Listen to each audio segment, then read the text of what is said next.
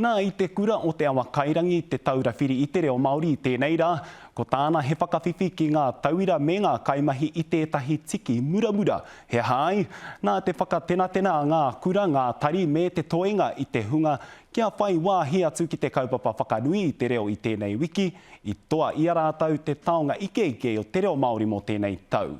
Anei Aroi Hananuri.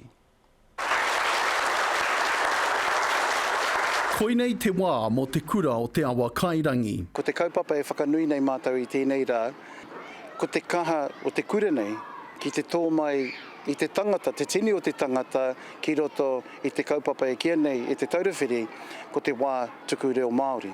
Kei ko atu I te kotahi miliona tāngata, ka whai wāhi atu ki te wā tuku reo Māori.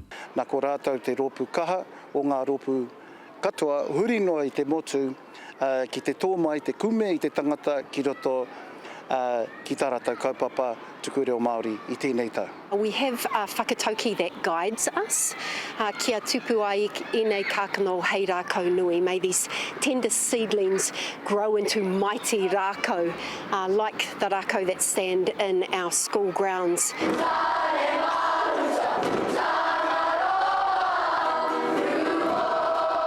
Tā piri atu ko e nei pura e kai ngā kauana ki te ako I te reo Māori.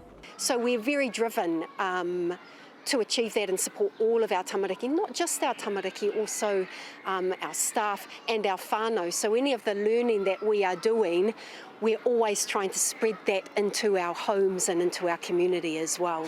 Nā me hei nui mo tēnei tangarere hua, e pai rawa atu kia mātou, te whakaari me te parakatehi ki te kōrero I tō tātou nei reo. He taonga hiko, engari koira te tohu o te wiki o te reo Māori, e mōhio nei tātou, ana ko te tiki tērā, me tōna areroa, kahurangi nei, ngā kara katoa o te kahurangi. Mehe mea I re hita koe ki te wā tuku reo Māori, ka tai atu ko tō tīwhikete, I mua o te kirihimete, Roi Hananuri, te karere.